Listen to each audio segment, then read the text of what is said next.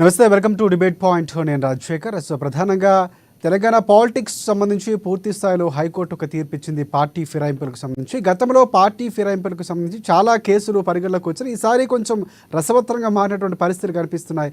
So ఉప ఎన్నిక తప్పదా అనే స్థాయిలో కూడా కేటీఆర్ వ్యాఖ్యలు కనిపిస్తున్నాయి. ఎవరైతే ముగ్గురు దానం నాగేంద్ర, కడియం శ్రీహరి, అలాగే వెంకట్రావుకు సంబంధించి పూర్తిగా కోర్టు తీర్పు ఇచ్చినటువంటి పరిస్థితి కనిపిస్తుంది. 4 వారాల్లో వివరణ ఇవ్వాలంటే కూడా స్పీకర్కి కోర్టు తీర్పు ఇచ్చినటువంటి చెప్పినటువంటి పరిస్థితి కనిపిస్తుంది. సార్, ఏం జరగబోతుంది? అంటే ఉప ఎన్నిక జరగబోతుందా, లేకపోతే పై కోర్టును ఆశ్రయిస్తారు, ఎలా ఉండబోతుంది ఇవన్నీ కూడా ఈరోజు డిబేట్ పాయింట్లో చర్చిద్దాం. ప్రధానంగా డిబేట్లో మనకి కాంగ్రెస్ పార్టీకి సంబంధించి శివలాల్ గారు మనతో పాటు స్టూడియోలో ఉన్నారు. అలాగే బీజేపీ పార్టీకి సంబంధించి రూపరాజు గారు ఉన్నారు లైవ్లో. అలాగే అనలిస్ట్ ఈశ్వరరెడ్డి గారు ఉన్నారు. అలాగే బీఆర్ఎస్ పార్టీకి సంబంధించి స్వామి వివేక్ పాటిల్ గారు మనకి అందుబాటులో ఉన్నారు. వారందరికీ కూడా ముందుగా నమస్కారం. వెల్కమ్ టు అమానిస్ డిబేట్. ప్రధానంగా పార్టీ ఫిరాయింపులకు సంబంధించి గతంలో బీఆర్ఎస్ పార్టీలో ప్రతి పార్టీలో కూడా పార్టీ అధికారం చేజిక్కించుకున్న తర్వాత మారుతున్నటువంటి పరిణామాలుగానే చూడొచ్చు. కానీ ఈసారి కొంచెం డిఫరెంట్గా కనిపిస్తుంది కోర్టు తీర్పులు ఇవన్నీ కూడా. సో ఎలా ఉండబోతుందో చూద్దాం. ముందు మనం కాంగ్రెస్ పార్టీకి సంబంధించి శివలాల్ గారితో స్టార్ట్ చేద్దాం. శివలాల్ గారు చెప్పండి, అంటే పూర్తిగా పార్టీ ఫిరాయింపులు అనేది ఒక చెంప పెట్టు లాంటిదని కూడా ఇటువైపు కేటీఆర్ గారిని, హరీష్ రావు గారు కానీ పూర్తిగా విమర్శించారు. వినే ఉంటారు మీరు, అసలు మీరేమంటారు? ముందుగా అమ్మా న్యూస్ ప్రేక్షకులకు, మీకు ప్యానెల్లోని వారికి నమస్కారం. ఒకటి ఏమంటే, వాళ్ళు ఏదైతే చేసిండ్రో 10 సంవత్సరాల క్రితం దాని గురించి చెంపపెట్టులాగా లేదా అంటే ఇప్పుడు ప్రస్తుతం గతంలో హైకోర్టు కానీ ఎన్నోసార్లు మొట్టకాయలేసింది కేసీఆర్ కానీ టీఆర్ఎస్ బీఆర్ఎస్ ప్రభుత్వంకి అలా గ్యాంగ్కి. ప్రతిసారి వాళ్ళు చేసిన తప్పిదాలకి ఎప్పుడు పడితే అప్పుడు మొట్టకాయలు వేసింది. ఆ మొట్టకాయలు వేసినప్పుడు వాళ్ళకి చెంపపెట్టులాగా అనిపించలేదు. ఈరోజు ఇప్పుడు ప్రస్తుతానికి ఈ 8 నెలల కాలంలోనే వాళ్ళకు హైకోర్టు నిర్ణయం కానీ, ప్రజల నిర్ణయం కానీ, లేకపోతే ప్రజల మీద సానుభూతి కానీ, లేకపోతే రైతుల మీద కానీ, లేకపోతే వరదల మీద కానీ, ఇవన్నీ కూడా ఇప్పుడు కొత్తగా గుర్తొస్తున్నాయి వీళ్ళకి. అటు కేసీఆర్ అనుకోండి, కేటీఆర్ అనుకోండి, లేకపోతే వాళ్ళ టీంలో ఇంకెవరో హరీష్ రావు, ఇంకెవరైనా సరే, మొత్తానికి వీళ్ళందరికీ ఇప్పుడు ప్రస్తుతం గుర్తొస్తుంది వాళ్ళకి. ఏమని?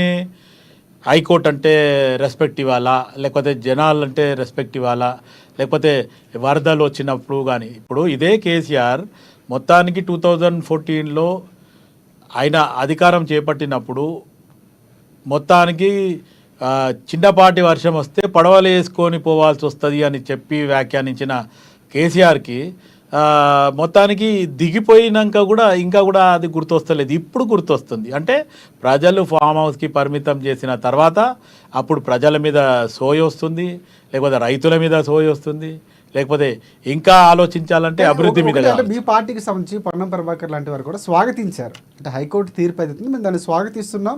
ఇటువైపు కడియం శ్రీహరి కూడా వ్యక్తిగతంగా కాంగ్రెస్ పార్టీ సపోర్ట్తో నేను పోరాటం చేస్తాను, సో కోర్టు పరంగా హైకోర్టు చట్టపరంగా ముందుకు వెళ్తానని కూడా చెప్పారు. అంటే రాజశేఖర్ గారు, నేను ఏమంటున్నానంటే, అంటే ఇప్పుడు గుర్తొచ్చేది గతంలో మొత్తానికి కొత్త రాష్ట్రము, 29వ రాష్ట్రము, కొత్త రాష్ట్రము తెలంగాణ అనేది ఒక కొత్త రాష్ట్రం ఏర్పడినప్పుడు నువ్వు కొత్త ఒరవడి తీసుకొచ్చి నీకు ఒక సెపరేట్ మార్క్ వేసి మొత్తానికి ప్రభుత్వం ఇట్లుండాలా, పాలన ఇట్లుండాలా అని చెప్పి నీకు సూచన సలహాలు ఎంతోమంది ఇచ్చారు. దాంట్లో నేను కూడా ఒకరిని. ఎన్నిసార్లు మీ సీఎం పేషీకి వచ్చి ఇవ్వడం జరిగింది, ఇది జరిగింది, గతంలో కాంగ్రెస్ పార్టీ చేయలేదైనా మీరు చేయండి అని చెప్పి కూడా మేము ఓపెన్గా చెప్పడం జరిగింది. ఈరోజు ఏదైతే హైకోర్టు ఇచ్చిన దానికి మేము ఎక్కడ కూడా లేదు ఇది తప్పిదం అనడానికి ఏం లేదు. చలో, అది మంచి పరిణామమే. ఏదైతే జరిగిందో పార్టీ ఫిరాయింపుల చట్టం మొట్టమొదటిసారి రాజీవ్ గాంధీ గారే తీసుకురావడం జరిగింది. కానీ ఆ చట్టాన్ని అవన్నీ కూడా తుంగలో తొక్కి మన దగ్గర ఎట్లుందంటే మొత్తానికి smoking is injurious to health అని ఆ సిగరెట్ డబ్బి మీద రాసుంటుంది, కానీ తాగే వాళ్ళు ఇంకెక్కువనే తాగుతుంటారు. ఆ పరిస్థితే ఇక్కడ కూడా పార్టీ ఫిరాయింపుల దగ్గర కూడా ఇదే చేయడం జరుగుతుంది. కానీ మనం మట్టుకు ఈ చట్టాన్ని ఇంకా కూడా గట్టిగా బలంగా చేసి హైకోర్టు ఇంకా సీరియస్ చేయడంలో కూడా తప్పేం లేదు, చేస్తే మంచిదే. రైట్. బీఆర్ఎస్ పార్టీకి సంబంధించి స్వామి వివేక్ పాటిల్ గారు చెప్పండి. ప్రధానంగా మీ పార్టీ పైన గతంలో మీరు చేసిన పని కొత్తగా ఏం లేదు, సో ఏదైతే పార్టీ ఫిరాయింపులకు నాంది పలికిందో మీరని కూడా కాంగ్రెస్ పార్టీ ఆరోపిస్తుంది. అండ్ శివలాల్ గారు సూటి గారు అడుగుతున్నారు. మీరేం చెప్తారు?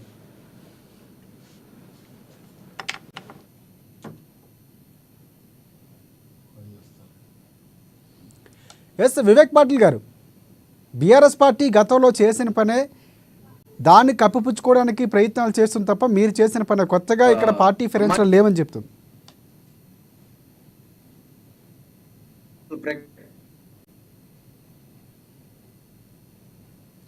ఎస్ మనకు అక్కడ సరిగ్గా సిగ్నల్స్ లేనట్లున్నాయి. ఎస్ మనం బీజేపీ పార్టీ దగ్గరికి వెళ్దాం. రూపరాజు గారు ఉన్నారు. ఎస్ రూపరాజు గారు నమస్తే. ప్రధానంగా బీజేపీ పార్టీకి సంబంధించి కొన్ని సిద్ధాంతాలు ఫాలో అవుతుంది. సో ఇక్కడ రాజకీయాలు చూస్తున్నారు అంటే గతంలో ఇక్కడ మహారాష్ట్రకు సంబంధించి కూడా కొన్ని పరిణామాలు చోటు చేసుకున్నాయి. అంటే ఓవరాల్గా పార్టీ ఫిరాయింపులు అనేది ఒక పార్టీపై గెలవటం ఇంకొక పార్టీకి మారిపోవడం అది ఒక రాజకీయ ఆనవాత్య లేకపోతే పరిపాటిగానో మారిపోయినటువంటి పరిస్థితి. ఇక్కడ ఈ పార్టీ ఆ పార్టీలో ఇక్కడ జరుగుతున్నటువంటి ఇప్పుడు కోర్టు తీర్పు కూడా పూర్తిగా చూసుకుంటే మీ అభిప్రాయం ఏంటి? అంటే ఇక్కడ తెలంగాణలో జరిగిన అంశాన్ని ఏ విధంగా చూస్తారు?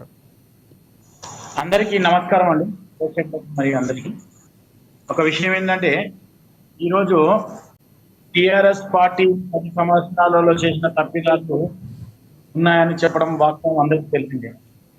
వాళ్ళు తప్పు చేస్తున్నారు అని చెప్పేసి సేమ్ వీళ్ళు కూడా ఇప్పుడు కాంగ్రెస్ వాళ్ళు కూడా అదే రకంగా చేయడము మనము ప్రజలకు ఏమి మెసేజ్ చేయబోతున్నాం. ఒక విషయం మీకు చెప్తాను. టిఆర్ఎస్ వాళ్ళు పర్మిషన్లు ఇచ్చారు, చెరువులలో ఇల్లు కట్టుకున్నారు, దాని తర్వాత మళ్ళీ దీన్ని కూలగొడుతున్నారు కాంగ్రెస్ వాళ్ళు వచ్చిన తర్వాత. సరే ఇప్పుడు వీరు చేసిన తర్వాత మరి టిఆర్ఎస్ వాళ్ళు అలా చేశారు, దీంట్లో మధ్యలో అమాయక ప్రజలు బలవుతున్నారు కదా, పేదవాళ్ళు బలవుతున్నారు కదా. ఈ ఎమ్మెల్యేలు అంటే ఎట్టి పరిస్థితుల్లో నేను ఒకటే విషయం చెప్తున్నాను, ఖచ్చితంగా టిఆర్ఎస్ వాళ్ళు ఏదైతే చేశారో కాంగ్రెస్ వాళ్ళు కూడా అదే చేస్తారు. స్పీకర్తో పర్మిషన్ తీసుకుంటారు, కోర్టుకు ఏం సమాధానం చెప్పాలో చెప్తారు. అవునండి టిఆర్ఎస్ వాళ్ళు చేశారు, దాన్ని బట్టి మేమే చేశాడు, వాడు తప్పుదో దొక్కాడు అని చెప్పేసి నువ్వు కూడా తప్పుదోవలో పోతావా? ఈ రోజు హైకోర్టుని గౌరవించాలని చెప్తున్నారు. హైకోర్టుని గౌరవించినప్పుడు మనం ఏం చేస్తున్నామండి? కోర్టు ఇచ్చిన తీర్పును మనము అంగీకరిస్తామా లేదా? దీనికి కాంగ్రెస్ వాళ్ళు చెప్పాలా? ఏదైనా ఉండొచ్చు, కోర్టుని గౌరవించాలా లేదా? ఎందుకండి మనకు ఇవన్నీ ఉన్న తర్వాత న్యాయ వ్యవస్థ ఎందుకు? ఇటువంటివన్నీ కూడా ఉన్న తర్వాత ఏమైనా కానీ టిఆర్ఎస్ వాళ్ళు చేశారు తప్పిదాలు, వీరు చేస్తున్నారంటే కాంగ్రెస్ వాళ్ళు ఎన్ని తప్పులు చేయట్లేదండి. ఇచ్చిన హామీలన్నీ ఎక్కడండి? ఇప్పటి వరకు ఇచ్చిన హామీలు ఎక్కడండి? ఇచ్చిన హామీలన్నీ పూర్తిగా ఇస్తున్నారా? మీరు ఒకసారి మనస్ఫూర్తిగా చెప్పండి. 100 రోజులలో మేము పూర్తి చేస్తామని చెప్పారు. 100 రోజులు అయిపోయాయి కదా, ఎక్కడ చెప్పండి? హామీల గురించి మాట్లాడదాం. ప్రధానంగా పార్టీ ఫిరాయింపుల గురించి ఇప్పుడు ముఖ్యంగా మనం మీరు 6 గ్యారంటీల గురించి మాట్లాడదాం అంటే ఇంకొక రోజు మాట్లాడండి మీరు. ఎందుకంటే సుదీర్ఘ ప్రక్రియ పథకాల అమలు అనేది జరుగుతూ ఉంటది, దాని గురించి కూడా మాట్లాడచ్చు. ఎందుకంటే మీరు ఇంకొక అంశం ప్రధానంగా బీజేపీ పార్టీకి సంబంధించి కూడా రాహుల్ గాంధీ గారు చెప్పారు. ఏమని చెప్పారు? మేము పార్టీ ఫిరాయింపులను మా దగ్గర రానియము, మేము ఒప్పుకోమని చెప్పారు. మళ్ళీ ఇప్పుడు వారి మాటకు కూడా గౌరవం లేదా? వారి తెలియకుండా మన స్టేట్ లో వారి తెలియకుండానే జరుగుతుందా? రాహుల్ గాంధీ గారికి తెలియకుండా చెప్పండి, ఏం చెప్పారు ఎలక్షన్ల ముందు? రూపరాజు గారు, ఇప్పుడు మనం ఫిరాయింపుల గురించి మాట్లాడుతున్నాం కాబట్టి మీకు సూటిగా ఇంకొక సమాధానం నేను ఇస్తాను. ఎందుకంటే గతంలో ఎవరైతే బీజేపీ నాయకుడు ఉండో, రాష్ట్ర నాయకుడు డాక్టర్ లక్ష్మణ్, ఆయన ప్లస్ బీఆర్ఎస్ రెండు కలిపి నెల రోజులలో కూల్చేస్తాం, 30 రోజులలో కూల్చేస్తాం, లేకపోతే పార్టీ కూలిపోతుంది అన్నది ఎవరండి? కాంగ్రెస్ పార్టీ అధికారంలోకి రాగానే ఇమ్మీడియట్గా ఈ నినాదం ఎత్తుకుంది ఎవరు అంటే కాంగ్రెస్ పార్టీ అధికారంలోకి రాగానే ఇటు బీజేపీ కానీ బీఆర్ఎస్ కానీ ఒక్కటైపోయి పార్టీని కూల్చేస్తాము, లేకపోతే పార్టీ కూలిపోతుంది అనడానికి మీకు అప్పుడు గుర్తురాదా? అంటే పార్టీ కూలుతుంది అనుకుంటే మీరు కూలగొట్టుందని చెప్పి మేము సైలెంట్గా ఉండాలా? గతంలో కేసీఆర్ ఏదైతే చేసిండో దానికి ఖచ్చితంగా కాంగ్రెస్ పార్టీ జాగ్రత్త పడాలనే ఉద్దేశంతోనే గర్వాపసి అని కొంతమందిని తీసుకుంది. కొంతమంది 9.5-10 సంవత్సరాలల్లో ఏదైతే టీఆర్ఎస్ బీఆర్ఎస్ మొత్తానికి ఎవరిని కూడా ఒక ప్రతినిధులను ఎవరిని కూడా మాట కూడా మాట్లాడలేని పరిస్థితిలో ఉందని చెప్పి వాళ్ళు బయటకు వచ్చి బయటికి రావడం జరిగింది. ఒకటేంటంటే ఏదో తెలంగాణ మట్టుకే బీజేపీ పార్టీలా రాజీనామా చేసి రమ్మంటే ఎవరు వచ్చిందండి? ఎక్కువ అంటే ఒక ఈటల రాజేందర్ తప్ప మీ పార్టీలోకి వచ్చింది లేదు. కేంద్రంలో 10 సంవత్సరాలు నరేంద్ర మోడీ చేయలేదా? ఎన్ని ఇబ్బందులు చేసిండు? అభివృద్ధిలో ఏమున్నాయి? ప్రధానమంత్రులు ఎంతైతే గతంలో 1947 నుంచి ఇప్పటిదాకా ఎంతమంది అయితే ప్రధానమంత్రుల్లో ఇప్పుడు ఈ ఒక్క ప్రధానమంత్రి 10 సంవత్సరాలలో 3 అప్పు చేయలేదా? అంటే మొత్తానికి ఆదానికి అంబానికి దోసి పెట్టలేదా? మీరు ఆ రకంగా మాట్లాడితే ఇంకా వేరే చాలా మాట్లాడతాం మళ్ళీ. అనలిస్ట్ ఈశ్వర్ రెడ్డి గారు ఉన్నారు. ఎస్ ఈశ్వర్ రెడ్డి గారు నమస్తే. ఎస్ 3 పార్టీ వర్షన్స్ విన్నారు. ప్రధానంగా చూసుకుంటే అంటే అడిగిన విషయానికి చెప్పకుండా ఈ రోజు బీజేపీ పార్టీ ఒకటే చెప్పింది, ఎవరు కూడా మా పార్టీలకు రూపరాజ్ గారు మళ్ళీ మీ దగ్గరికి వస్తాను. ఈశ్వర్ రెడ్డి గారు ఉన్నారు. రూపరాజ్ గారు మళ్ళీ మీ దగ్గరికి వస్తాను. అనలిస్ట్ మనకి ఈశ్వర్ రెడ్డి గారు ఉన్నారు. నమస్తే ఈశ్వర్ రెడ్డి గారు, చెప్పండి. అంటే పార్టీల వర్షన్స్ విన్నారు. అంటే ప్రధానంగా ఒకటి పెట్టుకున్న తర్వాత ఏదైతే పార్టీ ఫిరాయింపుల చట్టం పెట్టుకున్న తర్వాత దాన్ని పూర్తిగా ఎక్కడ పాటించట్లేదు అన్నది జరుగుతున్నటువంటి అధికార పార్టీ వైపు వెళ్ళడం, లేకపోతే అప్పుడు ఉన్నటువంటి అభివృద్ధి ఈ కోణంలో వెళ్తున్నటువంటి పరిస్థితి. ఇక్కడ కాంగ్రెస్ పార్టీ కొత్తగా చేసింది ఏం లేదు, గతంలో బీఆర్ఎస్ పార్టీ చేసింది అన్నటువంటి ఆరోపణలు వినిపిస్తున్నాయి. సో మీరేమంటారు? అదేండి, ఇవాళ పార్టీ ఫిరాయింపుల అంశం మీద మనం డిస్కషన్ టేకప్ చేసినాం కాబట్టి ఇది 1984వ సంవత్సరంలో రాజీవ్ గాంధీ గారు ప్రధానిగా ఉన్నప్పుడు పార్టీ ఫిరాయింపుల నిరోధక చట్టాన్ని కాన్స్టిట్యూషన్లో అమెండ్ చేసి 10th షెడ్యూల్లో పెట్టడం జరిగింది. అయితే ఎప్పుడైనా కానీ ఎవరైనా కానీ చట్టం చేసే ముందు ఒక మార్గం అంటే దొడ్డిదారి ఒకటి పెట్టుకుంటున్నారు. అంటే ఆల్టర్నేటివ్, రేపు మనము అపోజిషన్లోకి వస్తే పరిస్థితి ఎలా ఉంటుంది అనే ఉద్దేశంతోనే ఒక దొడ్డిదారి పెట్టుకుంటున్నారు. పార్టీ ఫిరాయింపుల నిరోధక చట్టంలో లొసుగులు ఉన్నాయి, ల్యాప్సెస్ ఉన్నాయి. కాబట్టి ఇవాళ ఎమ్మెల్యేలు కానీ ఎంపీలు కానీ ఇతర పార్టీలకు జంప్ అవుతున్నారు. నిజం చెప్పాలంటే ఎప్పుడైనా కానీ ప్రజలు ఏ పార్టీ నుంచి అయినా కానీ ఒక ఎమ్మెల్యే కానీ ఎంపీ కానీ గెలిపించినప్పుడు ఆ ప్రజలు ఇచ్చిన తీర్పు ప్రకారము 5 సంవత్సరాల కాలం ఆ పార్టీలోనే కొనసాగాలి. ఇదే పార్టీ ఫిరాయింపుల నిరోధక చట్టంలోని అంశం. ఈవెన్ ఎవరైనా ఇండిపెండెంట్గా గెలిచినప్పటికీ కూడా ఆ ఇండిపెండెంట్ ఎమ్మెల్యే మరో పార్టీలో చేరడానికి కూడా అవకాశం లేనంతగా ఒక చట్టం చేయడం జరిగింది. అయితే దీంట్లో లొసుగులు ఏంటి అనే అంశం మీద మాట్లాడినట్లయితే ఎవరైనా పార్టీ మారినప్పుడు 1984 10th షెడ్యూల్లోని యాక్ట్ ప్రకారం చూస్తే ఆ రోజు ఏం చేశారంటే ఎవరైనా ఎమ్మెల్యేలు మారాలి అంటే 1/3 ఎమ్మెల్యేలు మారవచ్చు అని చెప్పారు. అంటే ఉదాహరణకు 10 మంది ఎమ్మెల్యేలు ఉన్నట్లయితే దాంట్లో 1/3వ వంతు అంటే 3 మంది వేరే పార్టీలోకి చేరితే, 3 వేరే పార్టీలోకి చేరితే వాళ్ళకి పైన అనర్హత వేటు పడడానికి అవకాశం లేదని చెప్పి చట్టం చేయడం జరిగింది.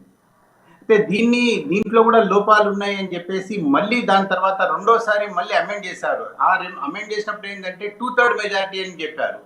2/3 మంది వెళ్ళిపోతే ఆ పార్టీకి ఫిరాయింపుల నిరోధక చట్టం కిందికి రాదు అని చెప్పారు. ఇంకొక అంశం అండి, ప్రజారాజ్యం పార్టీని స్థాపించారు మెగాస్టార్ చిరంజీవి గారు.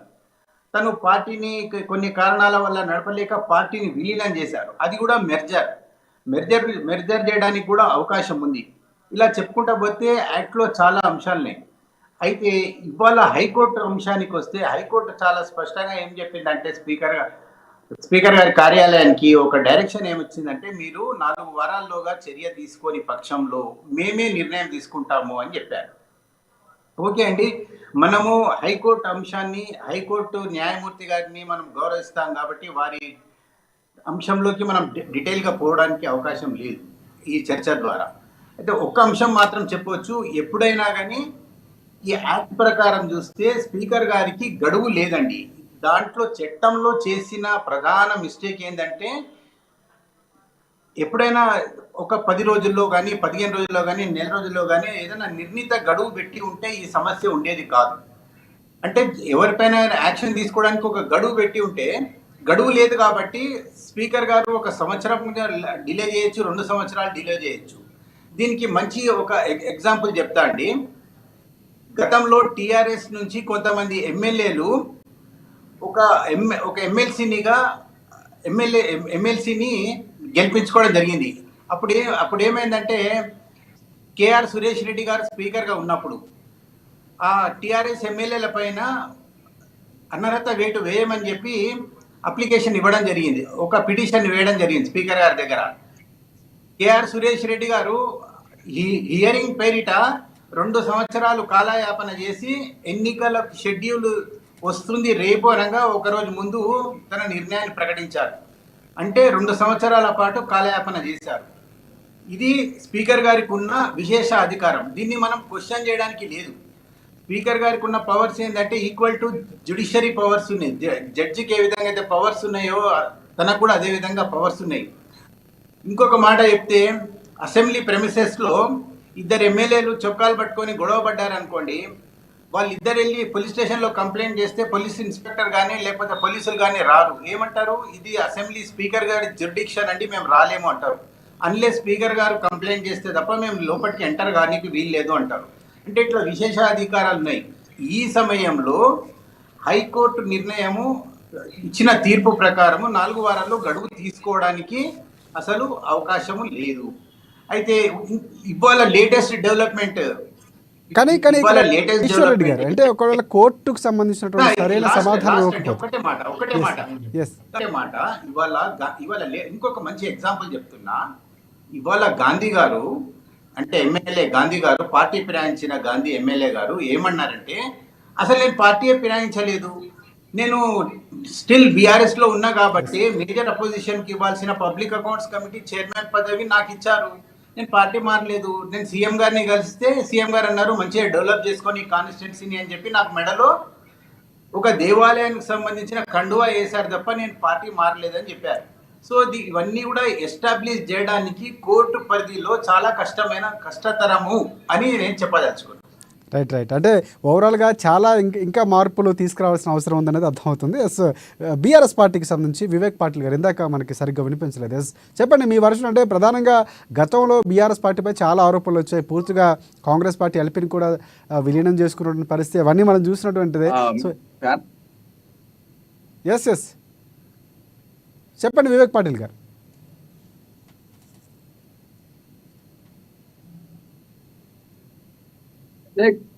ఇప్పుడు మేము కేసులో పిటిషన్ వేసింది కడియం సరి, తెల్లం వెంకట్రావు, దానం నాగేందర్ గారు.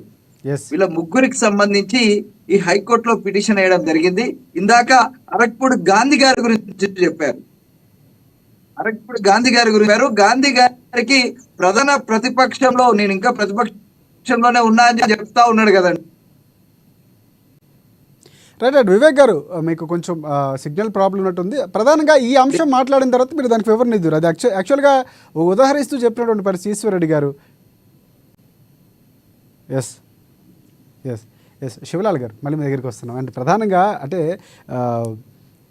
ఈశ్వర్ రెడ్డి గారు చాలా అంశాలు మాట్లాడారు, మీరు వినే ఉంటారు. అంటే రాజీవ్ గాంధీ గారు తీసుకొచ్చినటువంటిది ఏదైతుందో తర్వాత మారినటువంటి పరిణామక్రమాలు కానీ పూర్తిగా ఇందులో కొన్ని లొసుగులు ఉన్నాయి, కొన్ని పాసిబిలిటీస్ ఉన్నాయి. సో దాన్ని ఆసరగా చేసుకుని మారుతున్నటువంటి పరిస్థితి మనకు స్పష్టంగా అర్థమవుతుంది. సో మీ అభిప్రాయం ఏంటంటే ఇప్పుడు జరిగినటువంటి హైకోర్టుకి సంబంధించినటువంటి 4 వారాల సమయం ఏదైతే ఉందో తర్వాత ఎలా ఉండబోతుంది, ఇవన్నీ పరిణామాలతో ఉప ఎన్నిక రాబోతుంది అన్నటువంటి ఒక డౌట్. ఎందుకంటే మహారాష్ట్ర లాంటి ప్రాంతంలో వచ్చినటువంటి పరిస్థితి మీరు వినే ఉంటారు. మొన్న దానికి సంబంధించినటువంటి ఈ ఏడాదిలోనే జరిగినటువంటి పరిస్థితి. సో ఇక్కడ పోటీ చేయడం జరిగింది. ఇవన్నీ కూడా క్లియర్ కనబడతా ఉన్నాయి. అదే విధంగా మరి తెల్లం వెంకట్రావు గారు కావచ్చు, కడియం శ్రీహరి గారు కావచ్చు, ఈ రోజు కాంగ్రెస్ పార్టీలో చాలా కీలకంగా వ్యవహరిస్తా ఉన్నారు. అదే విధంగా మొత్తం 10 మంది ఎమ్మెల్యేలు ఈ రోజు బీఆర్ఎస్ పార్టీ నుండి కాంగ్రెస్ పార్టీలో జాయిన్ కావడం జరిగింది. అరక్పూడి గాంధీ గారు, పోచారం శ్రీనివాస్ రెడ్డి గారు, గుడం మహిపాల్ రెడ్డి గారు, బండ్ల కృష్ణమోహన్ రెడ్డి గారు, ప్రకాష్ గౌడ్ గారు, యాదయ్య గారు, డాక్టర్ సంజయ్ గారు, ఈ 10 మంది ఎమ్మెల్యేలు కూడా కాంగ్రెస్ పార్టీ నుండి ఈ రోజు బీఆర్ఎస్ పార్టీ నుండి కాంగ్రెస్ పార్టీలో మేము జాయిన్ అయ్యామని చెప్పడం జరిగింది. అందులో ఒక ఎమ్మెల్యే గారు మరి ఏదైతే గద్వాల్ ఎమ్మెల్యే బండ్ల కృష్ణమోహన్ రెడ్డి గారు మరి మేము గర్వాపసి వచ్చానండి, నేను బీఆర్ఎస్ లో కొనసాగుతున్నానని చెప్పి మధ్యలో ప్రకటించాడు. మళ్ళీ మరి ఈ గౌరవనీయులు ముఖ్యమంత్రి గారి కోరిక మేరకు నేను కాంగ్రెస్ లోనే కొనసాగుతున్నా అని చెప్పి మరొకసారి ప్రకటించడం జరిగింది. ఈ రోజు హైకోర్టు అనేది క్లియర్ గా ఒక డైరెక్షన్ ఇవ్వడం జరిగింది. అసెంబ్లీ సెక్రటరీ గారు మీరు 4 వారాలలో దీని మీద తేల్చాల్సిన అవసరం ఉంది. ఈ ఏదైతే అనర్హత పిటిషన్ ను స్పీకర్ కార్యాలయం ముందు స్పీకర్ ముందు ఉంచండి. మీరు ఒకవేళ గనక ఈ నిర్ణయం తీసుకోకపోతే ఈ 5 సంవత్సరాల కాలం మీరు ఈ విధంగానే గడుపుతా అంటే మేము ఒప్పుకోము, ఓట్లు చూస్తూ ఊరుకోవు.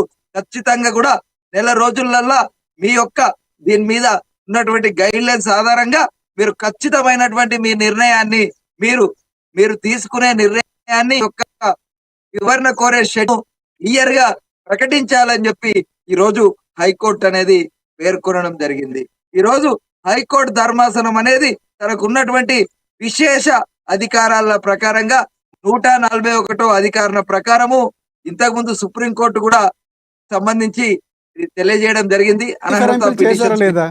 ఇప్పుడు కూడా క్లియర్ గా చెప్తా ఉంది మీ యొక్క వివేక్ పాటిల్ గారు వినిపిస్తుందా? ఇదే కాంగ్రెస్ పార్టీ వివేక్ పాటిల్ గారు, ఎన్నికలకు ముందు వివేక్ పాటిల్ గారు మేము వినాలి, ఒకసారి వినాలి. వివేక్ పాటిల్ గారు, ఎన్నికల మీద ఫిరాయింపు. వివేక్ పాటిల్ గారు వినిపిస్తుందా? వాయిస్ వినిపిస్తుందా మీకు? చెప్పండి. ఎస్, గతంలో బీఆర్ఎస్ పార్టీ ఫిరాయింపులు చేసిందా లేదా? సార్ మేము ఉన్నటువంటి ఏదైతే 2/3 రూల్ ప్రకారంగా వాళ్ళని మెర్జ్ చేసుకోవడం జరిగింది. ఏదైతే ఒక గెలుపొందినటువంటి కాంగ్రెస్ పార్టీ కూడా అదే చెప్తుంది. మీరే ఆన్సర్ చెప్పారు. పార్టీలో జైన్ కావచ్చు అనేది సుప్రీంకోర్టు ఇచ్చినటువంటి గైడ్ లైన్స్. ఇది ఏదైతే మీరు ఇంతకుముందు చెప్పినట్టు 1984లో చేసినటువంటి 10th షెడ్యూల్ లో చేసినటువంటి సవరణ ఇది. రైట్. ఈ రోజు గైడ్ లైన్స్ ఆధారంగా వివేక్ పాటిల్ గారు మీరు కూడా చెప్పకనే చెప్పారు, అర్థమైంది. మళ్ళీ దగ్గర మీరు కూడా ఒకవేళ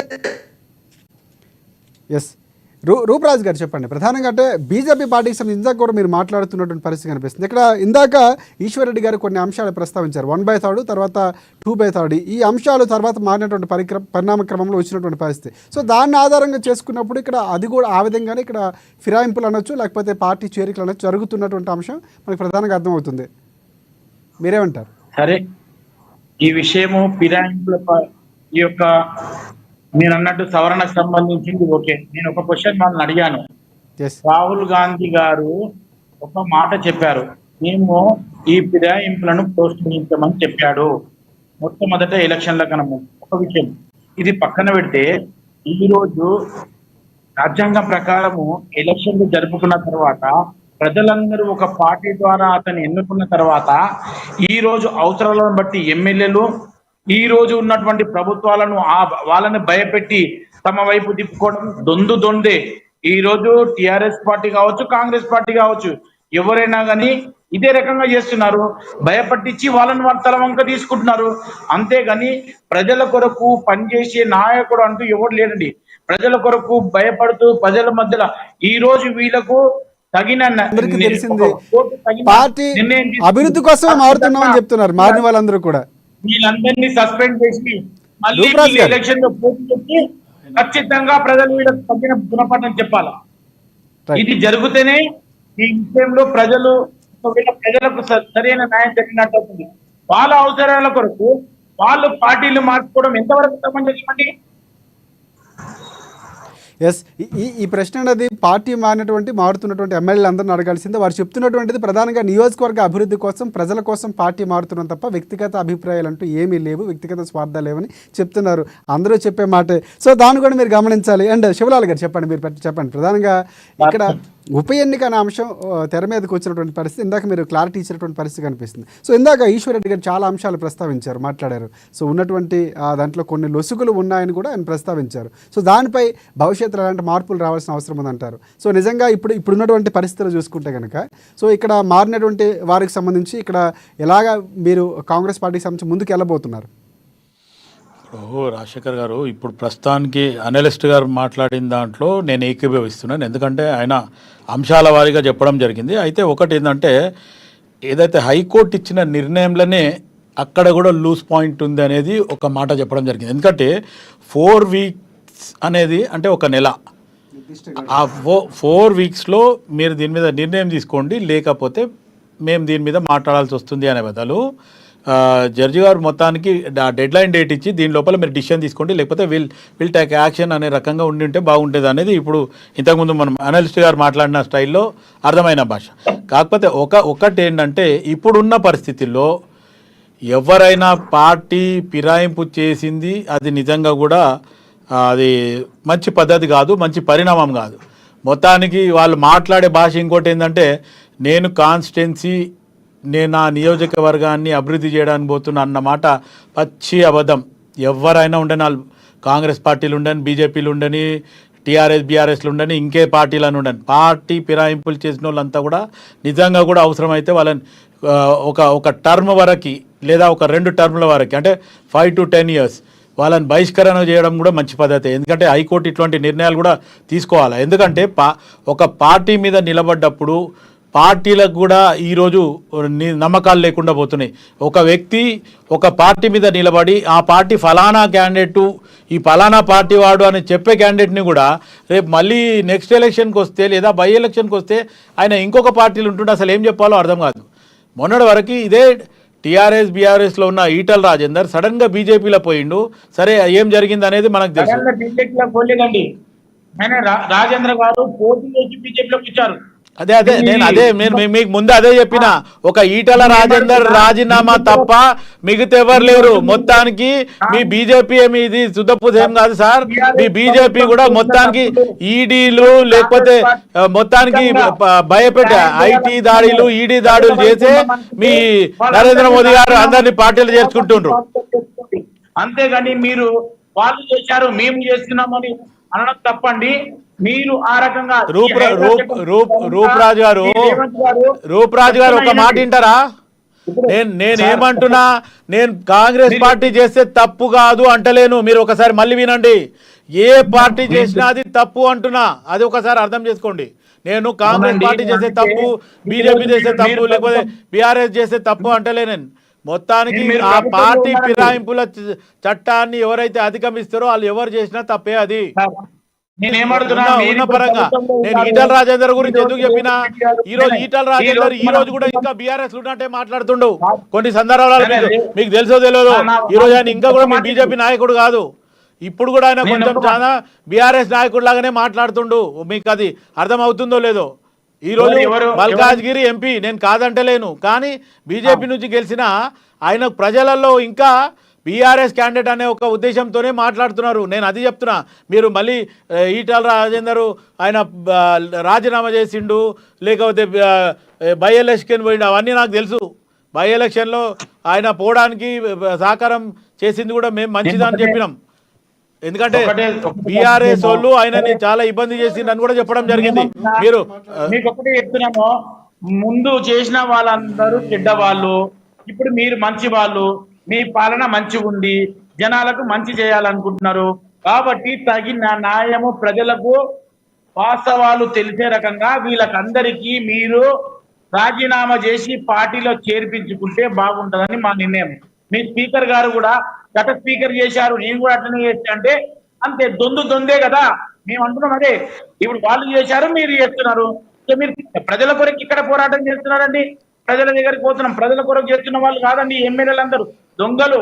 ఈ ఎమ్మెల్యేలు వాస్తవానికి చెప్తున్నా, ఈ రకంగా పోటీ చేసి పార్టీలు ఫిరాయించి జనాలను మోసం చేసే వాళ్ళని ప్రజలు మాత్రం తగిన గుణపాఠం చెప్తారు. ఇది మాత్రం చెప్తున్నాను, ఇది చేయడం కరెక్ట్ కాదని మీరు కూడా అన్నారు, నేను కూడా అంటున్నాను. కావున ఒకటే, ఈ రోజు కోర్టు నిర్ణయానికి శిరస వహిస్తూ ఈ రోజు ఉన్నటువంటి ప్రభుత్వము ఖచ్చితంగా దాని నిర్ణయం కూడా వాళ్ళకందరికీ కూడా రాజీనామా చేసి పార్టీలో చేర్పించుకొని గెలిపించుకుంటే మీకు కూడా తగిన న్యాయం చేసిన వాళ్ళు మీరు కూడా జనాలకు అవుతారు. కాబట్టి నా నిర్ణయం చెప్తున్నాను. రైట్, మనకి బీఆర్ఎస్ పార్టీ వివేక్ పాటిల్ గారు హ్యాండ్ రైజ్ చేస్తున్నారు. క్వశ్చన్ చెప్పండి వివేక్ పాటిల్ గారు, అసలు ఏంటి, అసలు ఎలాగ మీరు ఉప ఎన్నిక అని క్యాల్కులేషన్స్ చెప్తున్నారు కేటీఆర్ గారు, ఒకసారి ఎక్స్ప్లెయిన్ చేస్తారు. చట్టం అనేది రావాల్సిన అవసరం ఉంది. ఎప్పుడైతే ఒక పార్టీ బీఫామ్ మీద గెలిచి ఇంకో పార్టీలకు పోతారో, ఇంకో పార్టీలో అవుతారో, వాళ్ళ యొక్క శాసనసభ సభ్యత్వాన్ని రద్దు చేసే విధంగా మరి ఈ చట్టాలల్లా మార్పు తీసుకురావాల్సిన అవసరం ఉన్నది. ఖచ్చితంగా కూడా మేము ఒక పార్టీ బీఫామ్ మీద పోటీ చేశాము, ఒక పార్టీ బీఫామ్ మీద గెలిచాము. ఒకవేళ కనుక మేము ఇంకో పార్టీలో కనుక జైన్ అయినట్లయితే మా శాసనసభ యొక్క వివేక్ పాటిల్ గారు, సంతోషం అందరూ ఒకే మాట మాట్లాడుతున్నారు, అన్ని పార్టీలకు ధన్యవాదాలు. కానీ ఇక్కడ ఒకటి, మీ పార్టీకి సంబంధించి కేటీఆర్ కొన్ని వ్యాఖ్యలు చేశారు. ఉప ఎన్నిక రాబోతుంది, అసలు ఏ క్యాల్కులేషన్స్ ఉప ఎన్నిక అన్నారు, ఒకసారి ఎక్స్ప్లెయిన్ చేయగలరా మీరు? ఖచ్చితంగా కూడా ఎవరైతే ఈ పార్టీ ఫిరాయింపుదారు ఎమ్మెల్యేలు ఉన్నారో వాళ్ళందరి మీద కూడా అనర్హత వేటు రాబోతా ఉంది. ఈ అనర్హత వేటు పడ్డటువంటి ఎమ్మెల్యేల నియోజకవర్గాలలో ఉప ఎన్నికలు ఖచ్చితంగా కూడా రాబోతా ఉన్నాయి. ఖచ్చితంగా కూడా ఉప ఎన్నికలు వస్తాయి. స్పీకర్ గారు ఒకవేళ నిజాయితీగా న్యాయంగా ఉన్నట్లయితే ఖచ్చితంగా కూడా వాళ్ళందరి మీద కూడా అనర్హత వేటు పడే అవకాశం ఉంది. ఎందుకంటే నేరుగా దానం నాగేందర్ గారిది కనబడతా ఉంది. 2023లో బిఆర్ఎస్ పార్టీ నుండి గెలిచినటువంటి ఎమ్మెల్యే ఇదే 2024లో మరి కాంగ్రెస్ B40 బీఫామ్ మీద ఎంపీగా పోటీ చేయడం జరుగుతా ఉంది. నేరుగా 2 బీఫామ్ల మీద పోటీ చేసినటువంటి వ్యక్తిగా ఈ రోజు దానం నాగేందర్ గారు కనబడతా ఉన్నారు. ఈ రోజు అదే విధంగా తెల్లం వెంకట్రావు గారు అదే విధంగా మరి మేము పిటిషన్ వేసినట్టుగా ఉన్నటువంటి అందులో ఉన్నటువంటి 10 మంది ఎమ్మెల్యేలల్లా మరి 3 ఎమ్మెల్యేల మీద పిటిషన్, ఆ మిగతా 7 ఎమ్మెల్యేల పేరు ఖచ్చితంగా అందులో చేర్చబోతా ఉన్నాము. ఖచ్చితంగా కూడా విచారణ జరిపి వివేక్ పాటిల్ గారు మళ్ళీ మీ దగ్గరికి వస్తాను. ఖచ్చితంగా కూడా ఈ 10 మంది ఎమ్మెల్యేల మీద విచారణ జరిపి మరి స్పీకర్ గారు తన యొక్క నిర్ణయాన్ని ప్రకటిస్తారని చెప్పి మేము ఆశాభావం వ్యక్తం చేస్తా ఉన్నాం. ఎందుకంటే ఇక్కడ కేటీఆర్ గారు క్యాల్కులేషన్ కంటే కూడా మీ క్యాల్కులేషన్ చెప్తున్నట్టు అనిపిస్తుంది నాకు. కేటీఆర్ గారు ఏ క్యాల్కులేషన్స్ అన్నారంటే మీ క్యాల్కులేషన్ చెప్తున్నారు. స్పీకర్ మీకు అనుకూలంగా ఉంటారనుకుంటున్నారా? గతంలో మీ స్పీకర్ ఏం చేశారు? ఖచ్చితంగా కూడా స్పీకర్ వాళ్ళ మీద అనర్హత వేటు వేస్తాడు. అనర్హత వేటు వేసిన తర్వాత ఆ స్థానాలలో ఉప ఎన్నిక వస్తది. ఈ రాబోయే అటువంటి ఎన్నికలు ఈ రాష్ట్రంలో ఉప ఎన్నికలే. ఈ 10 స్థానాలలో కూడా ఉప ఎన్నికలు జరుగుతాయి అని చెప్పి మేము చెప్తా ఉన్నాము. రైట్ రైట్ చాలా సంతోషం. అంటే ఉప ఎన్నిక అనేది ఒక ఊరించే మాట చెప్పారు సార్. ఎలా అవుతుందో క్యాల్కులేషన్ చూద్దాం. మీ క్యాల్కులేషన్ చెప్పారు, కేటీఆర్ క్యాల్కులేషన్ అయితే మాకు అర్థం అవ్వలేదు. అండ్ ఈశ్వర్ రెడ్డి గారు, ప్రధానంగా ఇంకొకటి ఉప ఎన్నిక అనే ఒక అంశం తెరపైకి వస్తుంది. కేటీఆర్ గారు చేశారు. అసలు అవకాశం ఉందంటారా? మహారాష్ట్రలో జరిగినటువంటి సందర్భాలు మనం చూసాం.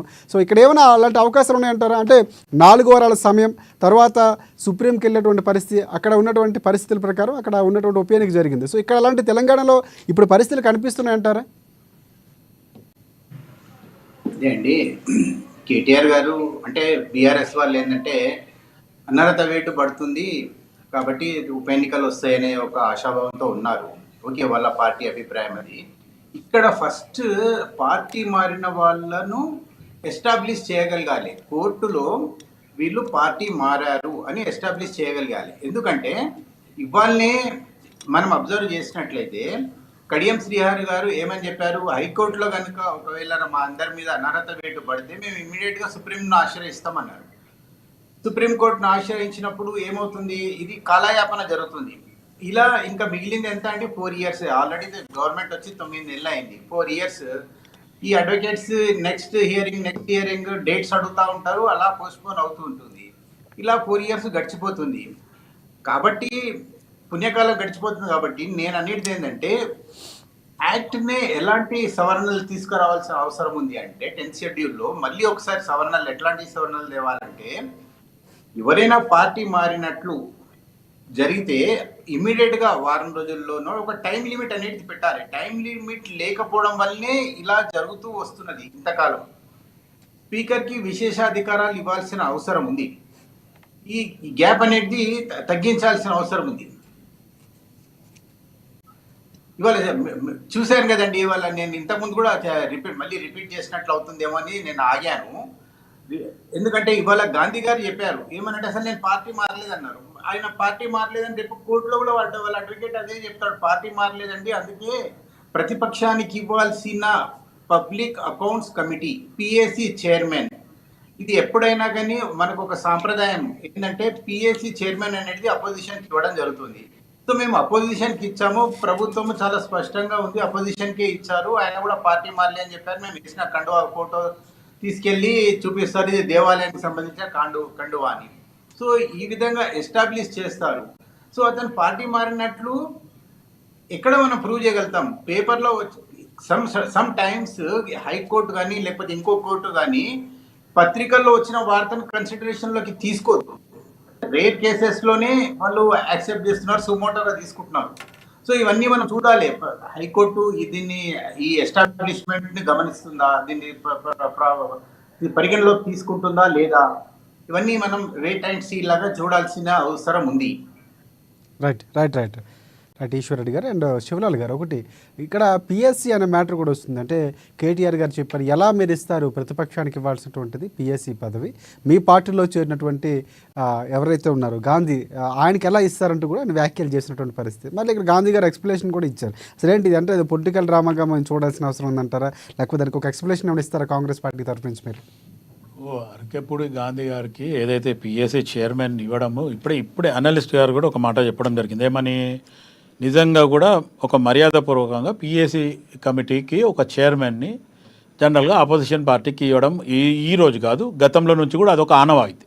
ఆ రకంగానే ఇవ్వడం జరిగింది. అయితే ఇప్పుడు వీళ్ళ ఆలోచన ఏంటంటే మొత్తానికి అరకెప్పుడు గాంధీ కాకుండా హరీష్ రావుకో కేటీఆర్కో వాళ్ళకి ఇస్తే అప్పుడు అది సమంజసం అవుతుంది, లేకపోతే అదొక మంచి నిర్ణయం తీసుకున్నలాగా వాళ్ళు ఫీల్ అవుతారు తప్ప అరకెప్పుడు గాంధీ ఆల్రెడీ మొత్తానికి కాంగ్రెస్ పార్టీలో నేను చేరలేదు అని ఆయన కూడా చెప్పిండు అనేది కూడా మనం ఇప్పుడు వివేక్ పాటిల్ కూడా అనడం జరుగుతుంది. అంటే మొత్తానికి ఏదైతే పిఎస్సి చైర్మన్ మా వాళ్ళకి ఎవరికైనా ఇచ్చింటే బాగుండేదని ఒక ఉద్దేశం కేటీఆర్ది హరీష్ రావు ఉంది తప్ప దాంట్లో పెద్ద ఇప్పుడు అరకేపూడి గాంధీ కాంగ్రెస్లోకి అయితే మొత్తానికి ఏమి రాలేదు, వస్తాడు అనే ఒక ఆలోచనలు అవి ఉన్నాయి తప్ప దాంట్లో మొత్తానికి వస్తారన్న ఆలోచన ఉండేటప్పుడు ఇవ్వటం అనేది ఏ విధంగా చూడొచ్చు అంటారు? అంటే మీ మాటల్లో చెప్పాలంటే వచ్చే అవకాశం ఉండేటప్పుడు సో మిగతా వాళ్ళకి ఇవ్వచ్చు కదా అనేది BRS party version.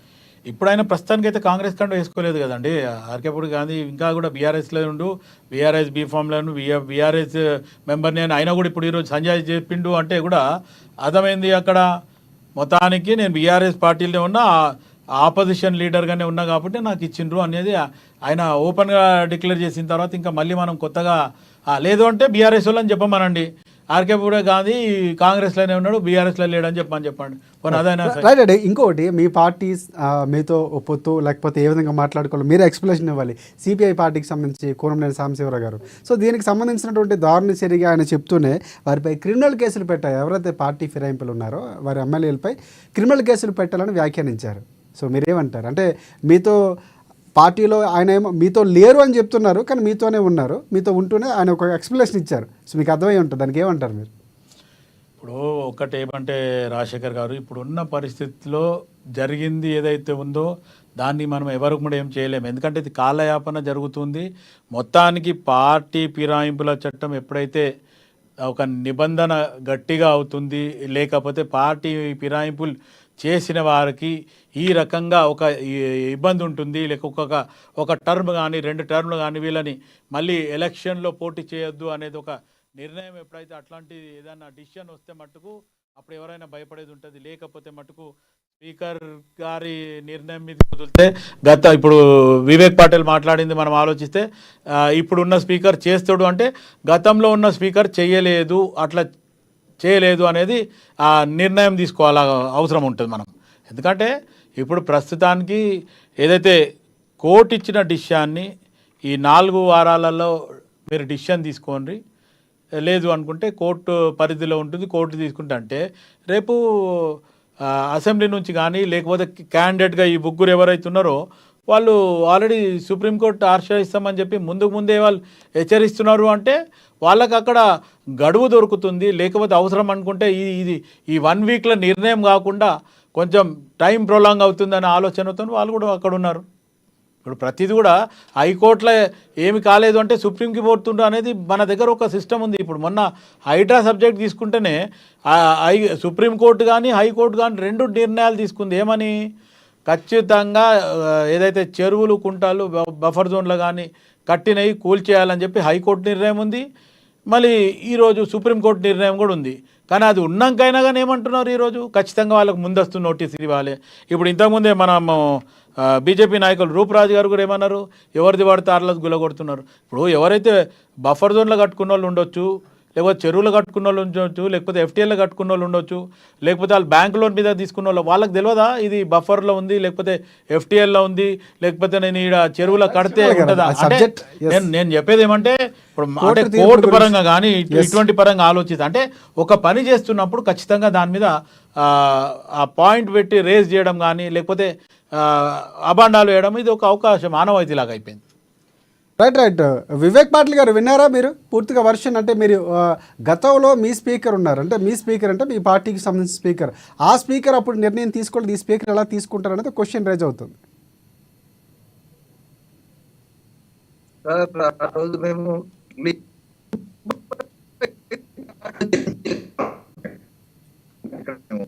Right right right Vivek Patil గారు క్లియర్ గా వినిపించట్లేదు మీ వాయిస్. మేము టీడీపీ ఎల్పీని కానీ కాంగ్రెస్ ఎల్పీని కానీ 2/3 మేము జాయిన్ చేసుకోవడం జరిగింది. మీరు ఆ రోజు మీరు కోర్టులోకి వెళ్ళారా? కోర్టులో కేసు వేసారా? మేము క్లియర్ గా గవర్నమెంట్ వచ్చినటువంటి 2-3 నెలల కాలంలోనే 10 మంది ఎమ్మెల్యేలు కాంగ్రెస్ పార్టీలో వాళ్ళను భయపెట్టి, మేము క్లియర్ గా చెప్తా ఉన్నాం కదా సార్, మీరు మా పార్టీలో జాయిన్ కాకపోతే మీకు నిధులు ఇవ్వము, మీ నియోజకవర్గం అభివృద్ధి చెందాలి, మీ నియోజకవర్గాన్ని అభివృద్ధి చేయాలి అంటే ఖచ్చితంగా మీరు వచ్చి మా పార్టీలో జాయిన్ కావాల్సిందే అని భయభ్రాంతులకు గురి చేసి వాళ్ళని జాయిన్ చేసుకోవడం జరిగింది సార్. ఇంకొక మాట చెప్తా ఉన్నాను సార్, నాకు ఒక ఎమ్మెల్యే గారు స్వయంగా చెప్పిర్రు, మాటింటలేడు సార్, అందుకోసమే నేను ఈ రోజు పార్టీలో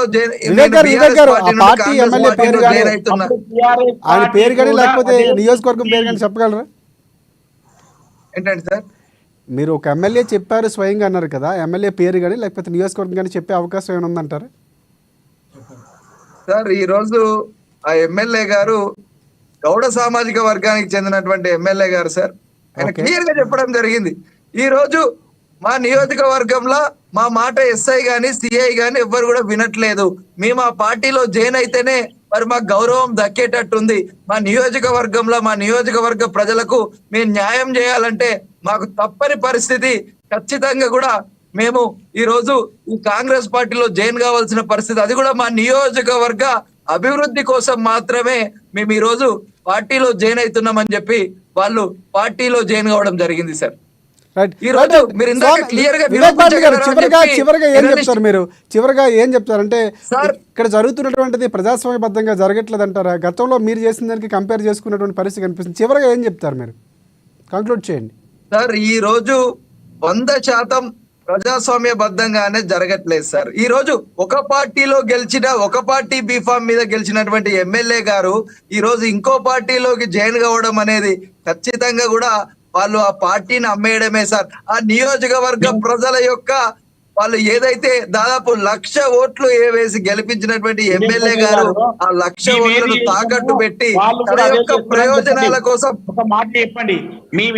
తమ యొక్క ప్రయోజనాల కోసం ఈ రోజు వాళ్ళు ఈ నియోజకవర్గ ప్రజల యొక్క తాకట్టు పెట్టి వాళ్ళు ఒక పార్టీ బీఫామ్ మీద గెలిచి ఇంకో పార్టీలో జాయిన్ కావడం అనేది చాలా బాధాకరం సార్.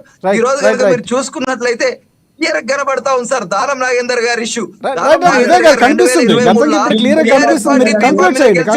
2024లో కాంగ్రెస్ బి పార్టీ మీద కాంగ్రెస్ పార్టీ నుండి మళ్ళీ పోటీ చేయడం జరిగింది.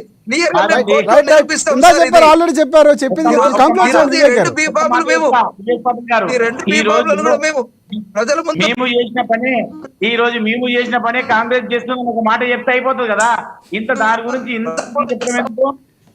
ఒక మాట ఈ రోజు ఒక మాట చెప్తున్నాను, మీరు వినండి. ఒకటి ఆలోచన చేయాల, కాంగ్రెస్, టిఆర్ఎస్, టీడీపీ గతంలో కడియం శ్రీహరి కావచ్చు, ప్రకాష్ గౌడ్ గారు కావచ్చు, దానం నాగేందర్ కావచ్చు, అనేక మంది వీళ్ళందరూ వాళ్ళ అవసరాల కొరకు అనేక సార్లు, దానం నాగేందర్ గారు అనేక సార్లు పార్టీలు మారిండు. కడియం శ్రీహరి గారు రీసెంట్ గా బీఫామ్ తీసుకున్న తర్వాత కూడా తను లాస్ట్ టిఆర్ఎస్ పార్టీ నుండి కాంగ్రెస్ పార్టీకి చేరిన తన కూతుర్ని. అంటే ఎంత ప్రజలను మోసగిస్తున్నారు వీళ్ళు, ఇటువంటి దేశ ద్రోహులు అంటే వీళ్ళందరూ. ఇటువంటి ద్రోహులను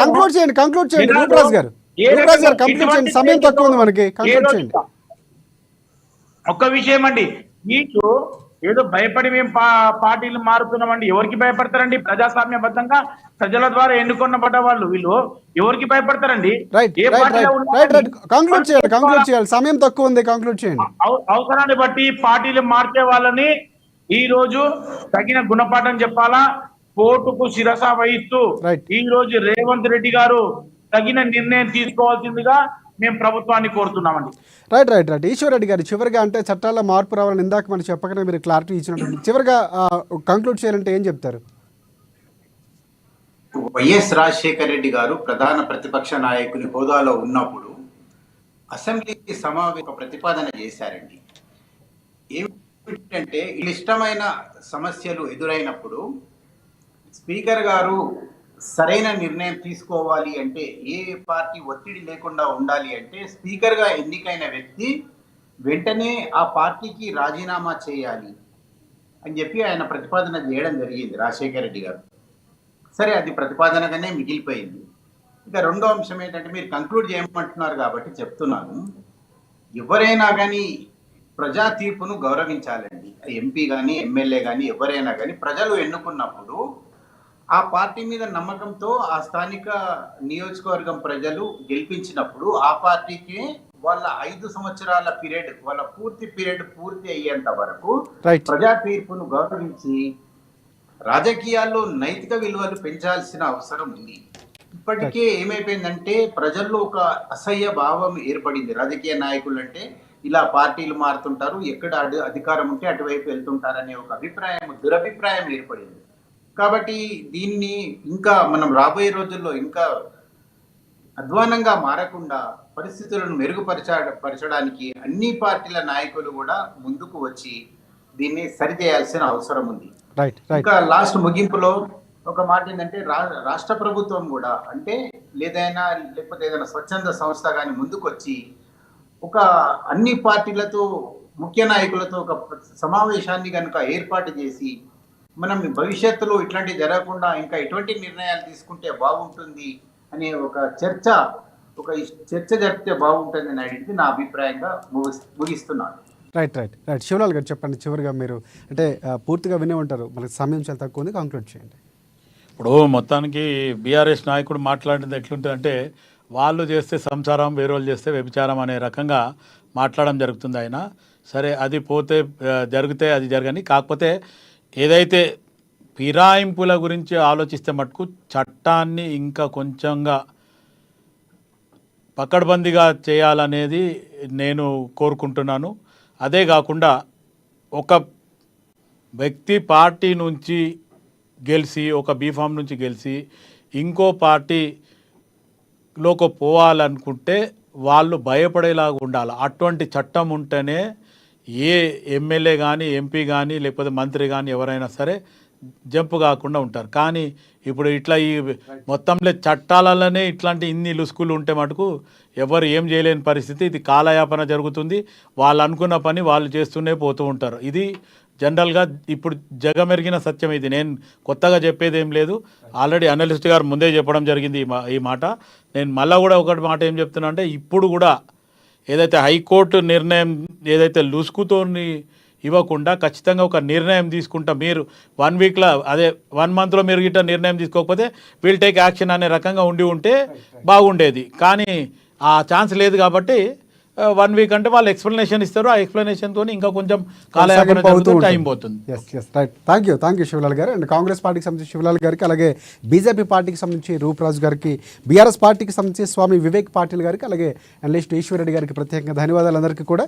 అండ్ ప్రధానంగా ఎలా మలుపు తిరగబోతుంది అంటే, బీఆర్ఎస్ పార్టీ గతంలో చేసింది ఇప్పుడు చేస్తుందని కాంగ్రెస్ పార్టీ ఆరోపిస్తుంటే, ఇక్కడ బీఆర్ఎస్ పార్టీ మరొక కొత్త అంశాన్ని తెరపైకి తీసుకొచ్చింది. సో త్వరలో ఉప ఎన్నికలు రాబోతున్నాయి, మేము గెలవబోతున్నారని కూడా ధీమా వ్యక్తం చేస్తున్నారు. చూద్దాం భవిష్యత్తులో ఎలా ఉండబోతుందో. మొత్తానికి పూర్తి స్థాయిలో పూర్తిగా ఒక కట్టుదిట్టమైనటువంటి కొత్త చట్టం ఏదైనా రావాల్సిన అవసరం ఉంది. పార్టీ ఫిరాయింపులకు సంబంధించి ఒక పార్టీ గుర్తుతో ఒక ప్రాంతంలో ప్రజల విశ్వాసాన్ని పొంది గెలిచినటువంటి ఎమ్మెల్యేలు ఆ విశ్వాసాన్ని తాకట్టు పెట్టడం లేకపోతే ఇంకో పార్టీకి మారడం అనేది కొంతవరకు మారాల్సిన అవసరం. ఈ పరిస్థితులు భవిష్యత్తులో మారే అంశం కూడా ఉండాలి. పార్టీలన్నీ ఏకం కావాలని మనం కూడా కోరుకుందాం. రైట్. ఇది ఇవాళ డిబేట్ పాయింట్. రేపటి డిబేట్ పాయింట్ ఏమైనా మనం కలుసుకుందాం. అంతవరకు చూస్తూనే ఉండండి అమ్మా న్యూస్, నిజం కోసం, జనం కోసం.